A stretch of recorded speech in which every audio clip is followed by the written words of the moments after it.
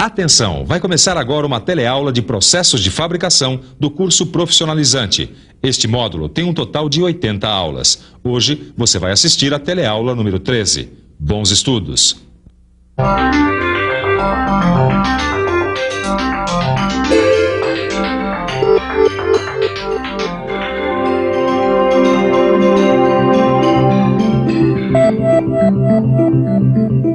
Ô, companheiro, por favor, se eu tivesse que unir essas duas peças de metal, que método você acha que eu deveria usar? Por exemplo, se você quisesse unir elas aqui, ia ter que usar uma solda, né? Solda, né? Pois é, hoje em dia todo mundo sabe que um dos melhores métodos para se unir permanentemente duas peças de metal é a soldagem. Só que esse processo de fabricação só começou a ser mais usado nesse século, mais precisamente depois da Primeira Guerra Mundial. De lá para cá, a soldagem ganhou diferentes processos para diferentes aplicações. Aqui, no Telecurso Profissionalizante, a gente vai começar a ver alguns desses processos. A teleaula de hoje é sobre a soldagem oxigás. Hoje você vai aprender o que é soldagem oxigás. Qual o equipamento necessário para esse tipo de soldagem? Como ela é feita? Quais são suas principais características? E para que ela serve? Você já sabe que os processos de soldagem são muitos. A soldagem oxigás, que a gente vai estudar hoje, é um processo por fusão. Afinal, o gás veio para fundir.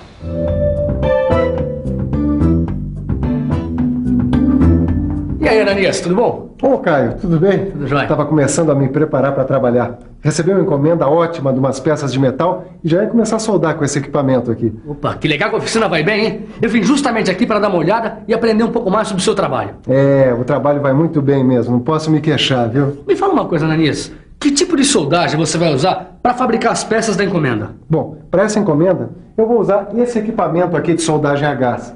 Opa, então eu vou ficar para aprender um pouco mais sobre soldagem. É isso aí. Sabe que a primeira coisa que a gente precisa conhecer é o equipamento de soldagem a gás. Olha aqui. Aqui a gente tem esses dois cilindros. Neles são armazenados os gases. Na saída de cada um deles existem esses reguladores de pressão. Sim. Eles são muito importantes porque eles são os responsáveis pela pressão adequada para o trabalho com os gases. Os reguladores de pressão podem ser de dois tipos, de um estágio ou de dois estágios. Esse aqui, ó, é um de um estágio e esse é de dois estágios. Tá. Bom, depois de passar pelos reguladores de pressão, os gases seguem por essas mangueiras aqui e chegam até aqui, ao maçarico, que é o principal componente desse equipamento. Existem vários formatos diferentes de maçarico, mas basicamente todos eles têm os seguintes componentes. O corpo injetor, que é por onde os gases entram no maçarico.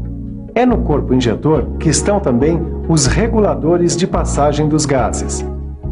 Esta outra parte é o misturador, onde os gases se encontram. A lança, que conduz a mistura até o bico. E o bico, que tem um orifício por onde os gases passam. Legal, hein, Ananias? Esse aí é todo o equipamento que a gente precisa para fazer a soldagem a gás. É, você acabou de ver todos os componentes básicos de um maçarico. Agora você vai ver que existem dois modelos mais comuns de maçarico. Vamos ver quais são?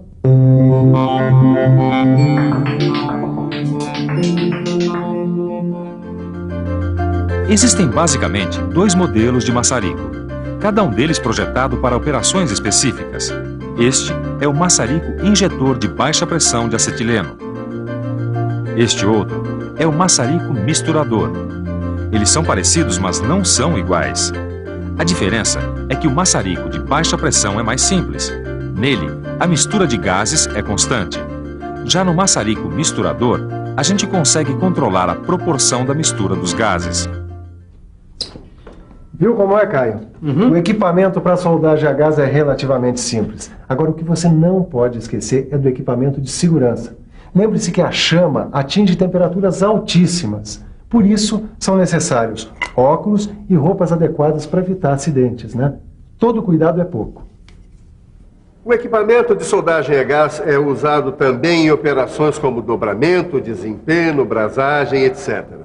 Na indústria, esse tipo de soldagem é mais usado em serviços de manutenção do que propriamente na linha de produção. E nem por isso deixa de ser um método importante de soldagem. Mas afinal, que gás é esse? Você tem razão em ficar curioso, afinal o gás usado é tão importante quanto o resto do equipamento. Aliás, nem é um gás, mas a mistura de dois gases. Um deles é sempre o oxigênio, que normalmente vem armazenado em cilindros pretos.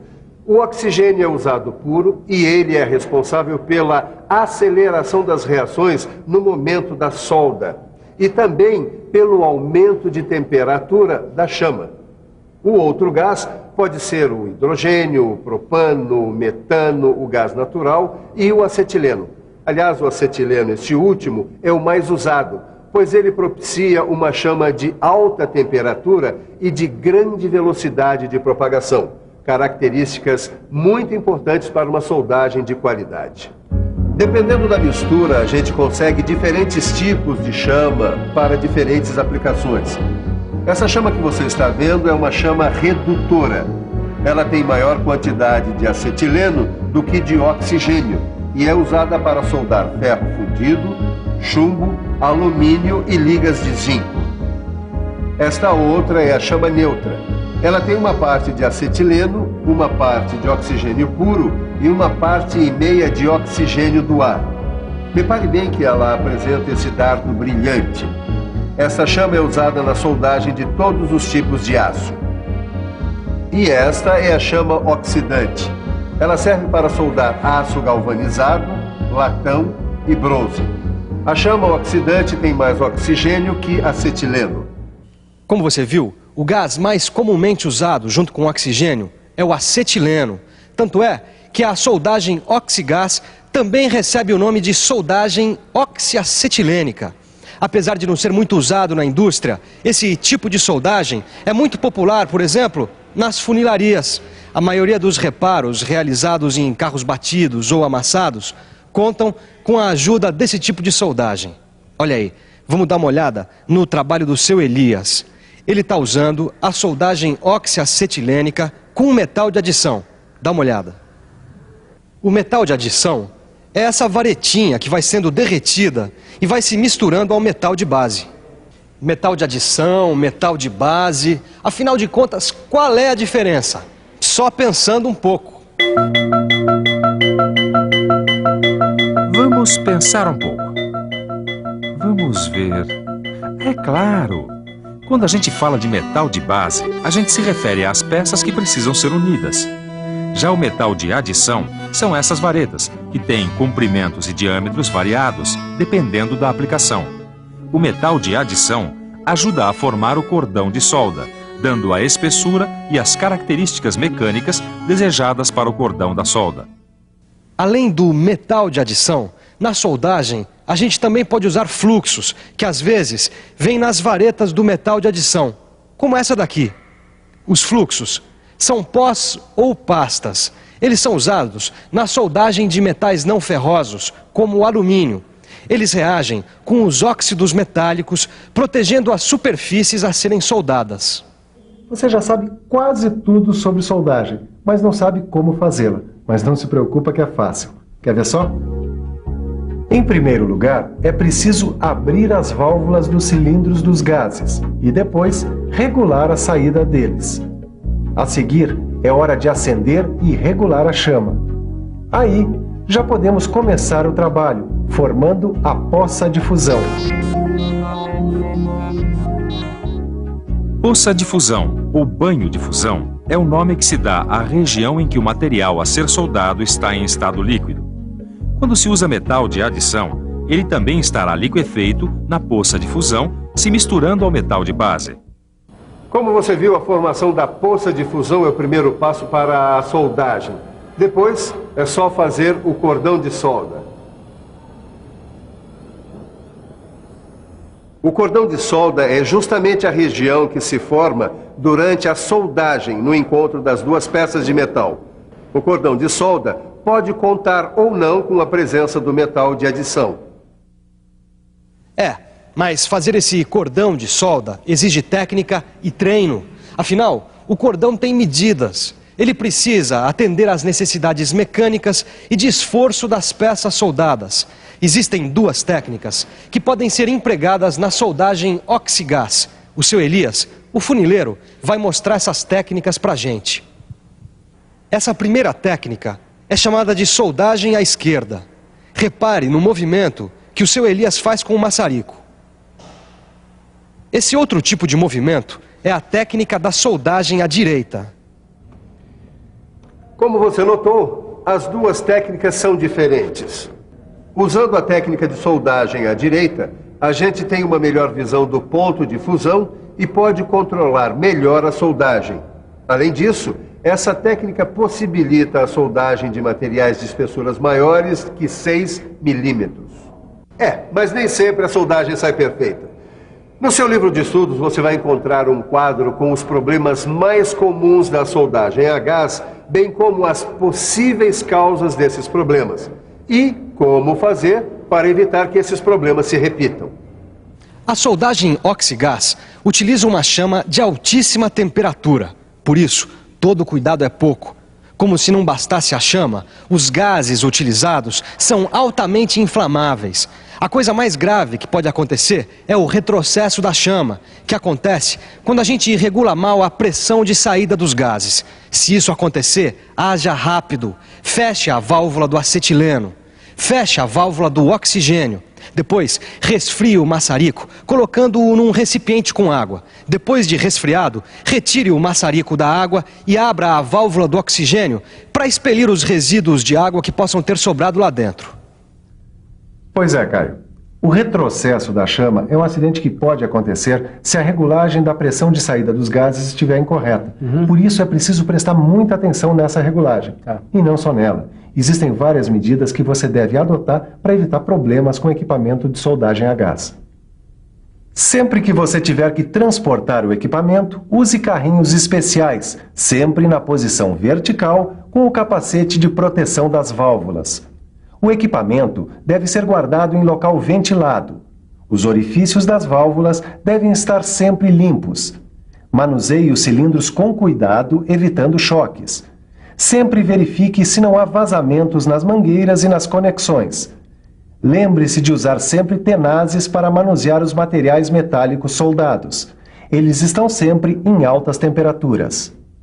Olha aí, essas são apenas algumas dicas de segurança. E como segurança nunca é demais, no seu livro de estudos tem algumas sugestões para que você nunca tenha problemas com equipamento de soldagem a gás. E para que você não esqueça nada do que aprendeu hoje, vamos agora para uma boa revisão. E atenção, se liga aí, que é a hora da revisão. Na teleaula de hoje, você aprendeu que a soldagem é um dos principais métodos usados para unir peças metálicas. Você aprendeu que um dos tipos de soldagem que existe é a soldagem a gás ou soldagem oxiacetilênica.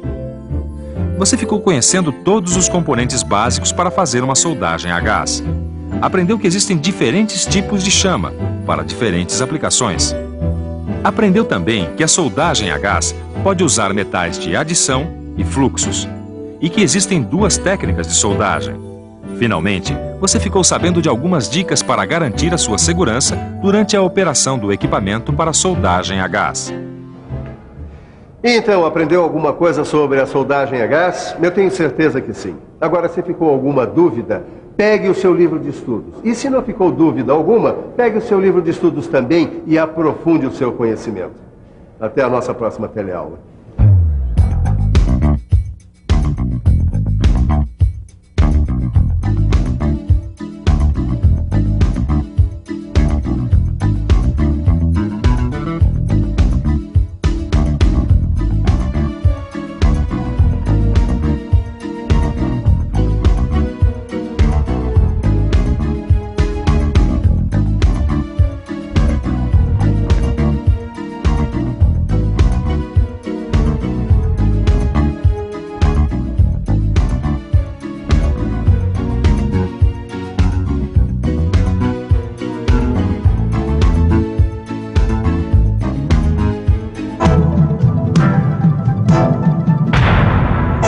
Telecurso 2000, um programa de educação do Sistema Fiesp e da Fundação Roberto Marinho.